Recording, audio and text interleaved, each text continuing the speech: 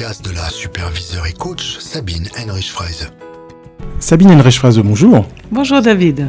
Alors, bienvenue aux auditrices et aux auditeurs dans la bande-annonce de la saison 2 de ta série Sabine & Co. Alors peut-être d'emblée parlons des nouveautés et notamment, je dirais, de l'idée générale. Tu as cette série que tu veux faire largement évoluer. Oui, la décision a été longue pour finalement dire « Allez, je vais faire une deuxième série ». Je me suis rendu compte que la première série était vraiment autour du coaching, autour des concepts du coaching ou du leadership, des questions que nous avons, des expériences que j'ai partagées. J'ai aimé faire ça et à un moment, je voulais aller plus loin, c'est-à-dire dépasser l'idée que ça n'est que pour des coachs ou pour des managers. Mais je me suis dit, il y a quelque chose à créer qui peut parler à beaucoup de gens, qui peut donner un moment de respiration, d'inspiration et de réflexion, et qui n'est pas uniquement parce que moi je l'ai dit ou parce que nous allons dialoguer, mais parce qu'en fait, ça parle sur le merveilleux de l'ordinaire, la source d'inspiration, ce que c'est l'ordinaire. Et donc, en fait, c'est gratuit. On peut toujours trouver le merveilleux de l'ordinaire. Et l'idée, c'est juste initialiser cette idée que vous pouvez trouver plein de réponses et plein de réflexions dans les scènes du quotidien.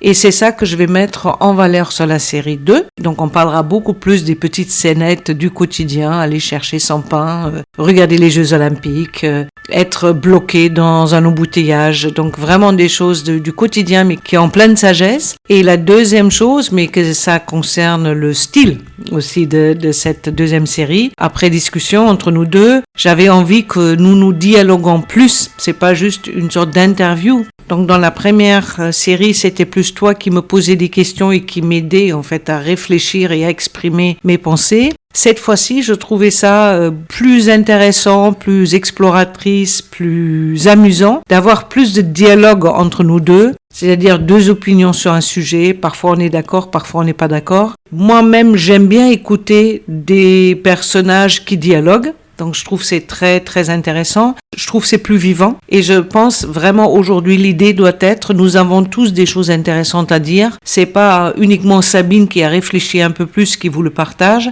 mais ça doit presque initier à discuter avec des amis, avec des collègues, qu'est-ce que tu penses d'un tel mot, est-ce que tu as vu ça, non pas pour avoir des opinions mais pour dire qu'est-ce que ça nous montre autre chose que juste la scénette qu'on vient de vivre. L'idée peut-être aussi est de modéliser ensemble ce que les auditrices, les auditeurs pourront faire avec des collègues coachs, avec des pairs, c'est-à-dire reparler du sujet et échanger leur propre point de vue. Oui, c'est-à-dire aller plus vers le dialogue, et je dis bien dialogue et pas une sorte de série de monologues. Moi je dis, tu dis, moi je dis, tu dis. Je pense que l'art aujourd'hui c'est vraiment dialoguer, c'est-à-dire ce que tu me dis va m'influencer dans ma pensée et vice-versa. Et ce process-là en soi va peut-être vous donner envie de vous rappeler de ce dialogue, de dire ah oui ce qu'il a dit, j'aurais pu répondre ça. Et en fait ça ouvre beaucoup plus de possibilités qu'un témoignage comme je l'ai fait dans la série 1. Sabine, pourquoi tu as envie de partir, un peu comme fondation de chacun des épisodes de cette saison 2, d'une scène du quotidien ? Dans la saison 1, on a beaucoup parlé de théorie, de cas issus de ta pratique, etc. Et là, tu as envie de partir d'une scène du quotidien que chacune pourrait vivre en allant dans un café, en prenant le métro ou que sais-je. Ouais. Qu'est-ce qui fait que tu as envie de partir d'une scène du quotidien a priori anodine ? Oui. Premièrement, je me suis aperçue que j'observe beaucoup de scènes comme ça dans la vie, où je suis dans un café, je regarde ce qui se passe autour. La deuxième chose, j'ai été dans une famille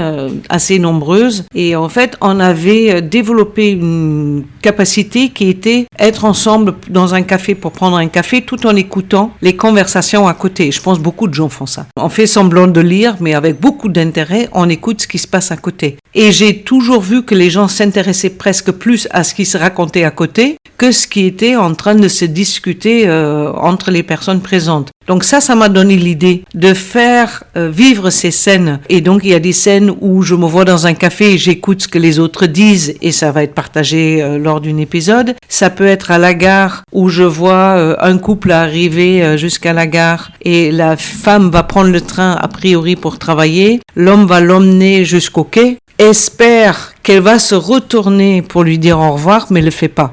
Et je vois l'homme devenir très triste, de dire, quand même, elle a même pas pris le temps de me dire au revoir. Et je pense que ça, c'est la vraie vie. Ça nous arrive. Et là-dedans se révèle notre vulnérabilité. Ça se révèle aussi notre capacité à trouver une raison à ce qui se passe. Ça nous montre qu'il y a plein de possibilités. Il aurait pu y aller. Il pourrait hurler, pourrait l'appeler, pourrait lui dire la prochaine fois. Donc ça montre qu'une petite scénette comme ça a plein de possibilités de sagesse sur la vie qui sont, à mon avis, beaucoup plus vents et parfois beaucoup plus intéressants qu'une théorie ou un livre et qui se fait par la voix et par l'échange et tout le monde a été à la gare. Aurait aimé que quelqu'un se retourne. Pour des raisons X, Y, ça s'est pas fait. Mais je pense qu'on va raconter des histoires. Beaucoup de gens vont se rappeler de leurs propres expériences. Et ça facilite après, en fait, une discussion entre nous deux, mais presque avec plusieurs personnes qui ont vécu l'histoire. Dans ta réponse, tu parles de sagesse, mais au fond, est-ce qu'il n'y a pas aussi l'envie de mettre en exergue que la spiritualité, elle est au quotidien présente dans nos vies ? Oui, alors j'appelle ça sagesse, peut-être par prudence de pas utiliser des mots, mais je pense vraiment...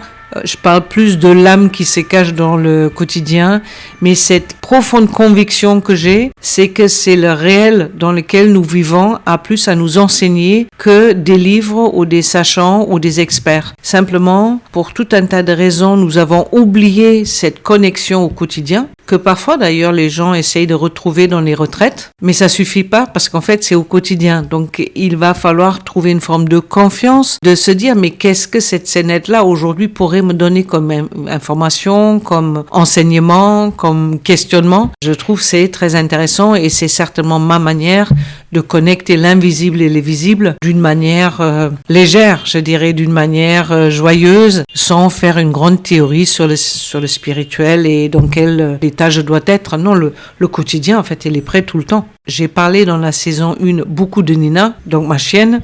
Je peux regarder comment elle vit, ce qu'elle fait à la plage, quand elle prend plaisir ou pas plaisir. Très honnêtement, il y a plein de choses à apprendre dans son comportement. Et c'est plus intéressant, je trouve que la vie est plus intéressante à vivre comme ça. Alors tu le disais, dans la saison 2, tu souhaites que ça soit plus un dialogue vivant entre nous. Qu'est-ce que ça change pour toi que je sois plus présent dans la conversation avec cet échange un peu en mode ping-pong de ma perception qui peut être effectivement dans la droite ligne ou pas de ce que tu penses ? D'abord, j'ai toujours aimé dialoguer avec toi, que ça soit à l'intérieur des interviews pour la série ou à côté. Et je trouve que deux voix, deux possibilités d'interprétation et un échange est plus vivant qu'une seule personne qui raconte ce qu'elle ressent et ce qu'elle a vécu. Et comme j'ai toujours pris un grand plaisir de discuter avec toi et de dialoguer et aussi de rire et de malentendus et parfois on n'est pas d'accord et tu me dis oui mais Sabine quand même tu pourrais plus faire ceci et cela, je trouve que c'est aussi la réalité. Et peu de gens écoutent en fait les discussions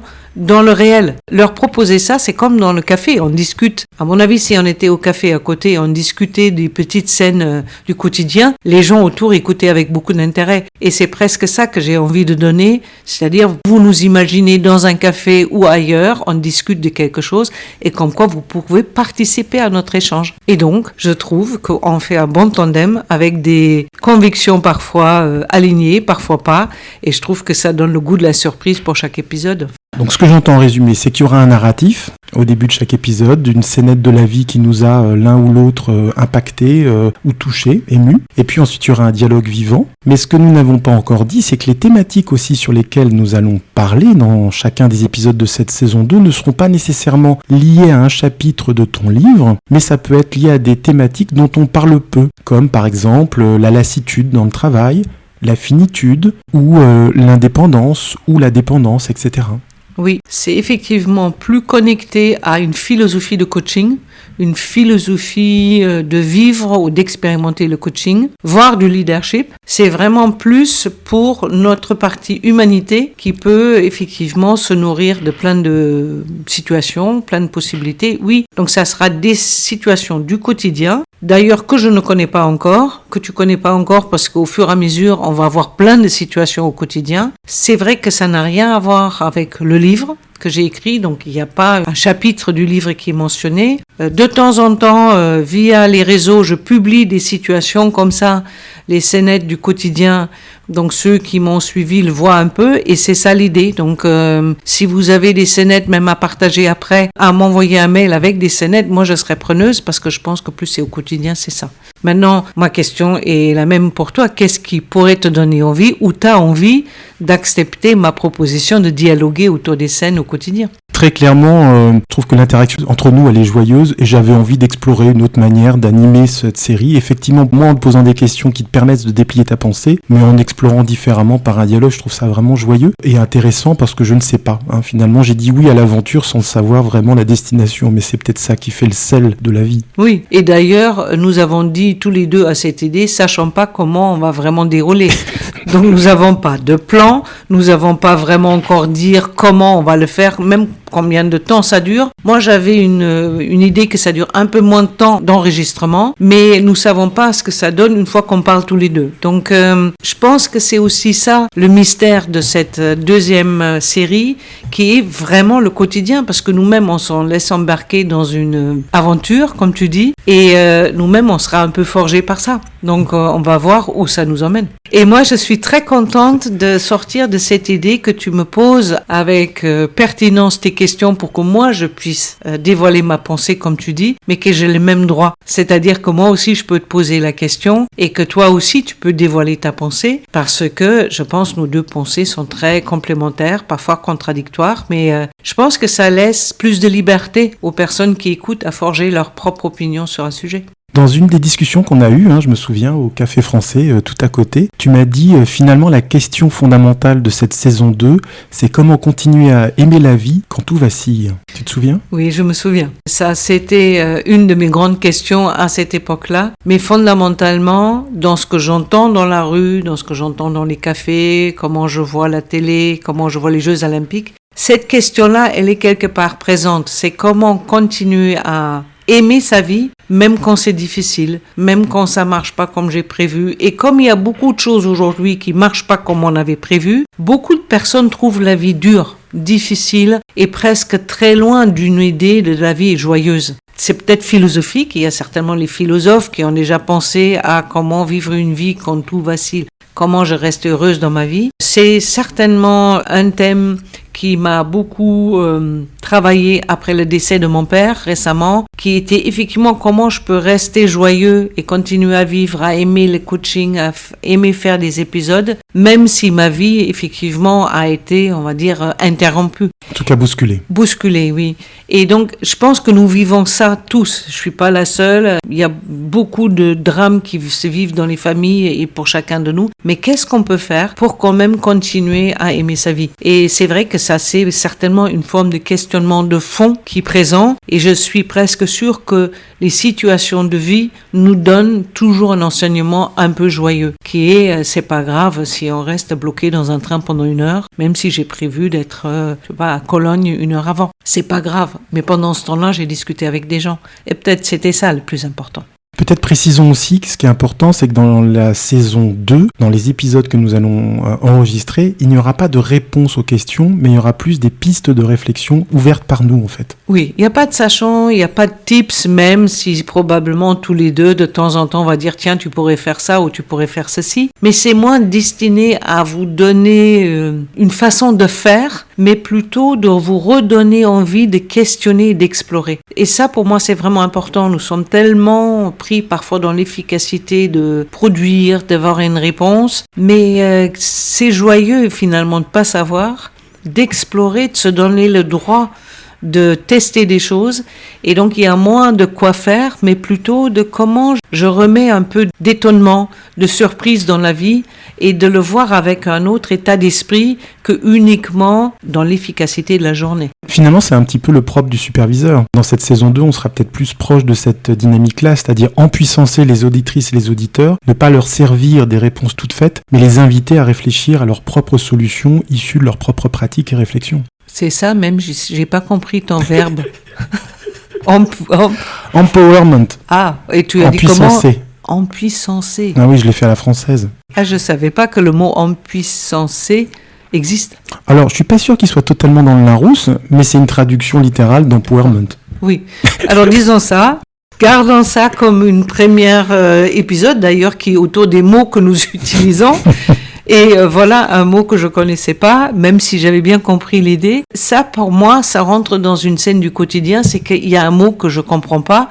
Est-ce que j'ose dire je comprends pas le mot? Est-ce que je suis curieux de voir comment un seul mot va maintenant inspirer notre conversation? Tout ça, pour moi, c'est le quotidien qui se révèle. Alors, Jung, il parle toujours de synchronicité, en fait. Il parle de c'est pas anodin ce qu'il arrive, ça a toujours quelque part un lien, pas pour les autres, mais pour vous, avec ce que vous êtes en train de devenir. Et c'est aussi un peu ça l'idée, c'est qu'on peut voir ce qui nous entoure, ce qui nous arrive, comme des indices, comme si c'était des petits signes qui peuvent nous alléger, qui peuvent nous dire aussi vous êtes sur la bonne route. Et je trouve que c'est intéressant ce qu'il a fait Jung, il a appelé vraiment ça la synchronicité. Ça a aidé des gens, c'est devenu un concept et on l'a perdu, on le fait plus. On se pose pas la question si je suis bloqué dans le train pendant 1 heure, est-ce que peut-être je suis bloqué quelque part? Et rien que prendre 5 minutes pour se poser ce genre de questions, je pense qu'on aura beaucoup d'exploration et beaucoup de réponses.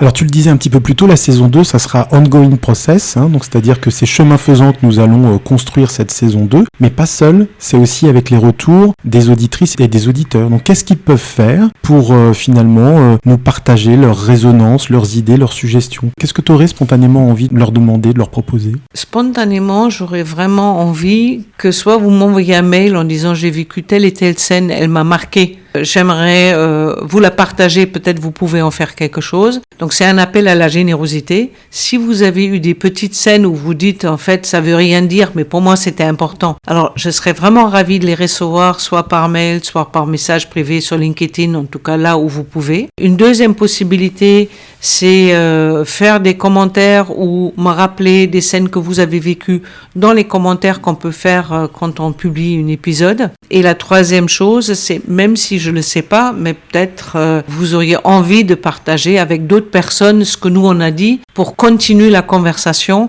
et rajouter vos propres scènes. Donc vous pouvez aussi vous en servir des nôtres, mais rajouter les vôtres et peut-être votre style de conversation et votre curiosité pour la vie changera. Et c'est comme ça vous pouvez m'aider parce qu'à un moment, peut-être quelqu'un me dira « Ah bah, tiens, j'ai vécu cette scénette ». Et en fait, on sera plus on se raconte des scènes de notre vie plutôt de expliquer quelque chose sur une opinion que j'ai. Mais imaginez un week-end avec des amis, et d'ailleurs ça arrive souvent, on se rappelle des scénettes de notre jeunesse, on se rappelle mais un tel m'a dit ça, ceci, en fait on passe un très bon week-end, beaucoup plus vivant, parce qu'on est sur la base du vécu et des scénettes et des scènes de vie. Autre différence que les auditrices et les auditeurs pourront constater dans cette saison 2, c'est le nombre d'épisodes. Nous passons de 12 à au moins 24, c'est-à-dire que nous allons faire des épisodes un petit peu plus courts, mais plus nombreux. David, mais en fait, pourquoi on a décidé ça? Il me semble que dans la discussion que nous avons eue, l'idée était d'avoir des occasions plus fréquentes de parler de thématiques et aussi d'offrir aux auditrices et aux auditeurs plus d'occasions de nous suggérer des anecdotes issues de leur pratique ou issues de leur quotidien de vie pour pouvoir interagir avec elles, avec eux. Et qu'effectivement, 12 épisodes, c'est un nombre un peu limité d'occasions, 24, c'est déjà un petit peu plus intéressant. Donc des épisodes plus courts et plus nombreux. À vrai dire, nous parlons de 24, mais peut-être que ça sera 36. L'idée, c'est d'être dans des épisodes plus courts, mais plus fréquents. En t'écoutant, c'est vraiment aussi l'idée de donner plus de rythme. C'est moins dense, c'est important que vous m'écoutez pendant 1 heure ou plus. C'était long aussi. Là, c'est vraiment, dans la vie, c'est un peu plus rapide que ça. Et donc, en discutant tous les deux, on a dit, on va tester cette formule-là, plus court, plus rapide. Et on sera aussi intéressé de savoir ce que vous en dites. Donc, est-ce que ça vous plaît? Est-ce que vous trouvez une autre énergie, un autre rythme? Je pense que c'est aussi une invitation à nous dire ce que vous préférez, ce que vous aimez, ce que vous suggérez. Ce que je me dis au final, c'est que nous passons d'une posture peut-être un peu haute, on va dire presque professorale, puisque je rappelle que tu as été enseignant de coaching et de supervision dans pas mal d'écoles, à une posture peut-être de discussion entre pairs. Oui, je pense que ça, c'est très très bien résumé. C'est très important pour moi. C'est là où on quitte la sphère de moi, je sais, j'ai fait des expériences et je le partage. Maintenant, on est tous les deux face à une situation et voilà ce que ça nous fait vivre. Et on est 2 amis, 2 coachs, 2 superviseurs qui discutent de cette scène-là et ça va plus dans vraiment l'équité, dans la manière d'être sur la même longueur d'onde. Et il n'y a plus l'un sait et l'autre ne sait pas. C'est parce que tous les deux, on va découvrir les scénettes en fait. Et au fond, ce dialogue vivant, il est aussi en cohérence avec l'initiative Supervision for Everyone que tu mènes depuis maintenant 2 ans, je crois. Oui, à peu près 2 ans, et c'est le même esprit qui est entre pairs, on s'entraîne, entre pairs, on explore. Là, c'est un peu plus destiné coaching, mais très honnêtement, avec mes amis, peut-être toi avec tes amis, on s'entraîne toujours un peu pour la vie, pour rebondir, pour trouver ce que la vie nous enseigne, pour voir quels sont les bons moments. Et dans Supervision for Everyone, on le fait vraiment orienté coaching. Là, on va faire parfois coaching, parfois supervision, mais d'une manière générale, ça pourrait intéresser tout le monde. Alors rappelons, un Supervision for Everyone, c'est 90 minutes tous les 15 jours, destiné aux coachs ou aux professionnels de l'accompagnement, et c'est de la supervision et de l'intervision, de la répétition, de l'entraînement entre pairs. C'est ça. Donc c'est plutôt de l'intervision avec mon côté superviseur. Donc c'est 90 minutes tous les 15 jours. C'est toujours une grande joie. On se quitte jamais, on perd d'énergie. On se dit à chaque fois qu'on a passé un très bon moment. 90 minutes passent très vite et tout le monde sort avec des pistes et des remarques et des retours intéressants. Bon, c'est tout un programme, et je propose aux auditrices et aux auditeurs de prendre l'habitude de nous écrire, de partager les anecdotes issues de leur pratique ou issues du quotidien. Nous allons explorer beaucoup plus largement finalement la vie. Oui. La vie du quotidien, et qu'est-ce que ça nous apprend sur nos postures professionnelles et autres. Oui, absolument. Qu'est-ce que ça nous apprend sur notre manière de fonctionner professionnellement, mais aussi dans les relations amicales, dans les relations avec la famille. C'est là où la vie est généreuse. Elle ne réserve pas un message pour une partie de notre vie. La vie, quand elle s'exprime, la plupart du temps, nous sommes concernés dans toute notre vie, et c'est pour ça, c'est la plupart du temps beaucoup plus riche. Eh bien, partons à l'aventure sans GPS, sans carte, mais juste avec l'envie de ce dialogue vivant et de partage. Absolument, et bientôt la première épisode. Merci. Merci David. Sabine & Co. rejoignit l'aventure Joy and Business autour de cette série de podcasts. Nous garderons ça pour le bêtisier de la bande-annonce. Les flics arrivent. Les flics arrivent. Maintenant, j'entends le bruit moi-même. Qu'est-ce qui fait, David, qu'on a décidé ça? Ah, la patate chaude. Ça va, on va s'amuser. Alors, oui? Sabine & Co, le podcast d'une provocatrice bienveillante.